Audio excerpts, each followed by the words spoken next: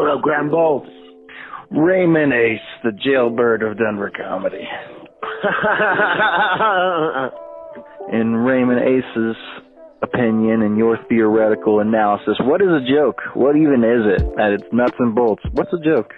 Yeah. Oh, it's just like, what is a joke? A joke is something that reflects either your life or your lifestyle, and you find that funny in it, I think.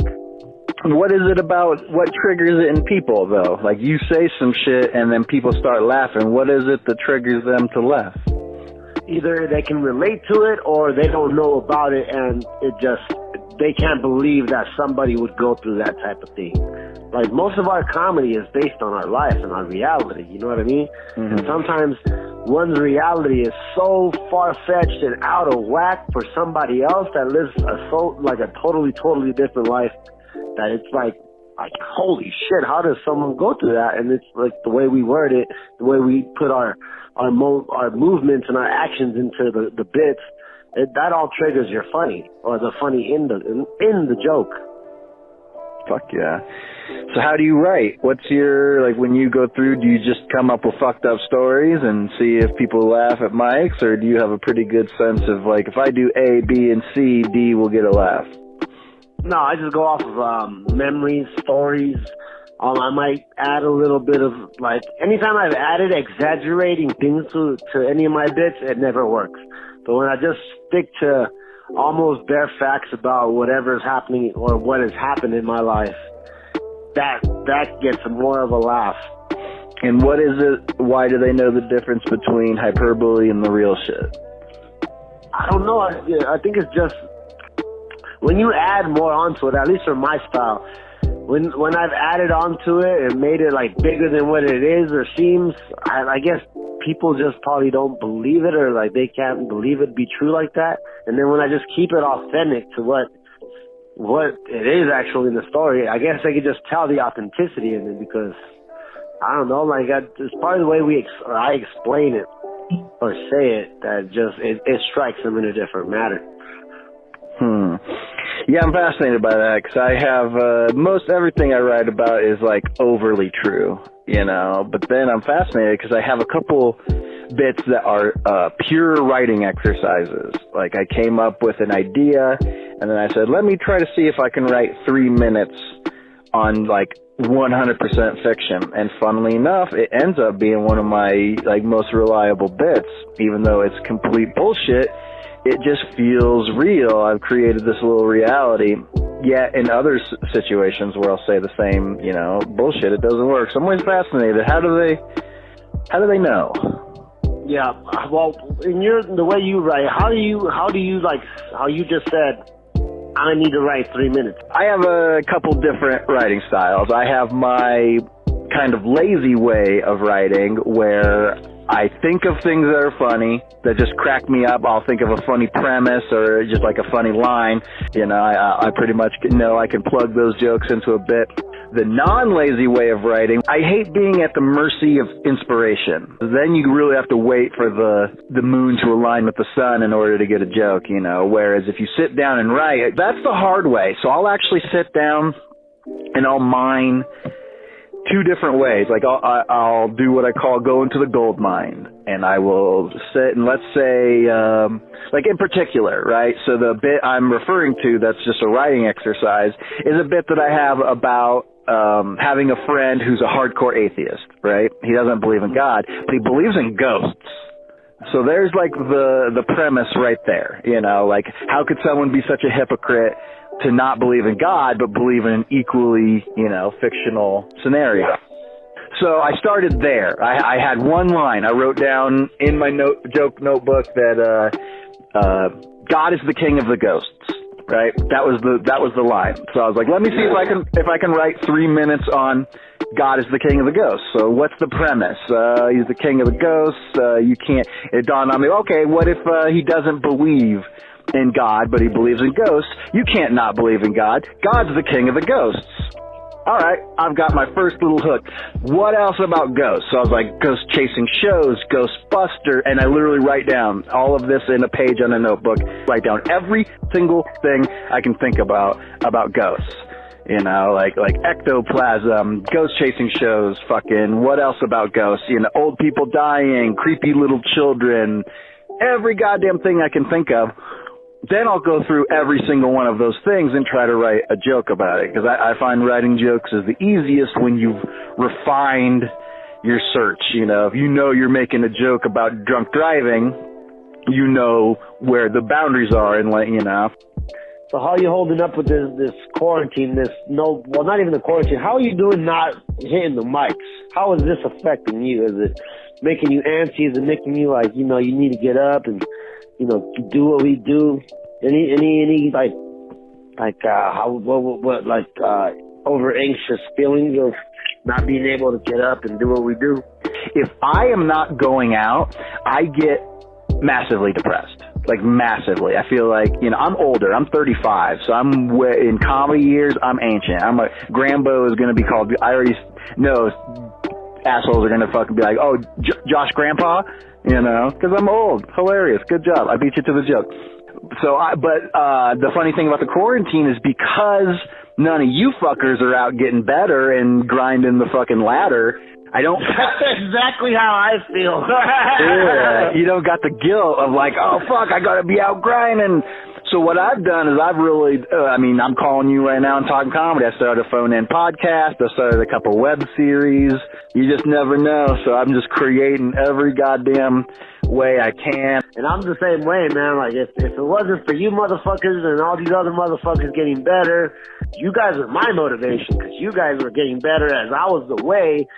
And now, but I love being home. Like, I fucking love watching TV, playing video games. I love all that shit. And if we were all still going out, I would feel guilty if I stayed home to watch a movie or just fucking play video games. And I'd be like, fuck, man, these motherfuckers are getting better. I need to get to these mics. The comedy bummer about the quarantine is that because I'm focusing in so hard on like sketch and all this other stuff, I actually haven't been writing almost any stand-up, like at all. No, me neither. I need to be around it.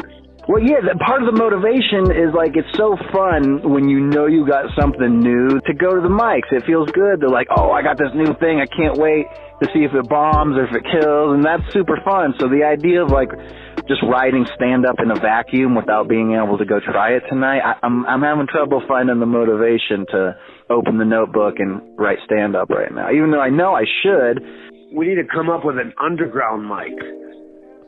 Yeah, I've been thinking about doing like speakeasy mic, somebody's basement. Well, they chanting the crowd, 3 comics. They are doing stuff like that. Let me see. Like, I think it was Aaron Maslow just texted me that he's fucking at a show. I didn't read the whole message. Let me see what he said. What's he doing? He says, secret underground comedy. Yeah, bro. So I was like, hey, what you doing? You want to do a phone-in podcast? He says, I'm on a show at 6:30. What show? I'm going to message him right now. What show? 3 question marks. I need that microphone in my hand, and once I get those microphones in my hand, dude, I get the ideas start flowing. As soon as that shit happens, the ideas start flowing. And then the camaraderie, like we all bounce ideas off of each other outside or wherever we all congregate, talking shit in that circle outside the bar, man. Fuck, it's only been the first week or what, 2 weeks? It's barely been a week, right? I did a show at Voodoo Saturday before last. So what, it's Saturday right now. So I did a show last Saturday, and then the next day, Sunday, everything canceled. It was over. But apparently not everything. I'm waiting to fucking hear from Aaron Maslow. What are you doing? I want to go. What is this? I just need to be around it, man. I'd pay $20 to do 10 minutes right now. Dude, no. As soon as how I killed it at fucking Comedy Works, I got booked like a few days after with some dude at Avanti. He booked me for a 10-minute spot for April 1st, and then a day later they shut down everything. They shut down the bars until May 21st. All that shit happened the day after I got booked. So naturally, I'm thinking that show is canceled. But fuck, man, as soon as shit starts turning around for me and I get booked it's only once, but still, you get booked once, I'm pretty sure you do good, you don't get booked again. I know from running shows, like, it's a funny thing about running shows is, like, you just want to make the best show possible. So there's, like, people that you trust, that you know are going to do good, and then there's people that you hope will do good. And I think most of us fall into the category of hope we do good, Yeah. Because I think guys like, that get booked out to your Michael Isaacs, your fucking Aaron Maslow, guys like that. I put those guys under the list of, like, I know you're going to do good, so I can book you without worrying you're going to go up there and say the N-word or some shit, That's the old saying. Wherever you start comedy, you're going to be the baby there for the rest of your life. That's why they say don't start in New York or L.A. because you'll never get respect.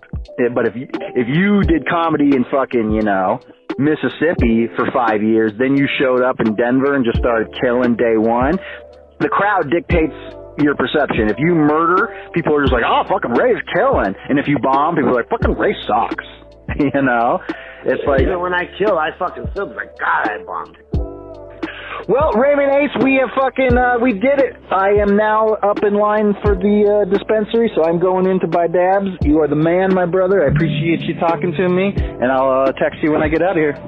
For sure. Let me know, man. Fuck yeah. Have a good one. Thanks, brother. Later.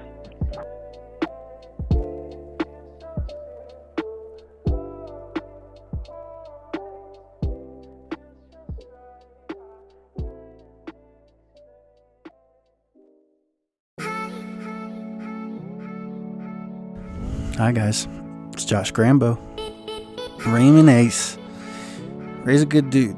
He's an enthusiastic motherfucker, and it comes across in his comedy. He's a grinder. He just got out of jail. That's why I referred to him as the jailbird of Denver comic. This motherfucker's always not paying fines and running around. But that's why we love Ray. My favorite thing about doing stand-up, one of my favorite things about doing stand-up is the characters that you meet along the way. I think the secret to staying young is going to bizarre places with bizarre people. That's GRAMBO's philosophical tip of the day. So that's it. Ray ended up interviewing me. He's such a good dude, he didn't even want to just sit and ramble. He ended up asking me questions about writing and what's going on in my head psychologically with the quarantine. Definitely a good dude. Awesome guy to hang out with. And so keep grinding. Comedy will be back. It's going to be even stronger than when it left. The last show I did was the day before the 10-person ban, and it was hot crowd. It was an amazing night. So crowds are like that when comedy comes back in the summer. My friends, it's going to be a fun fall. So that's it. The show's called Comics with GRAMBO, and I'm out.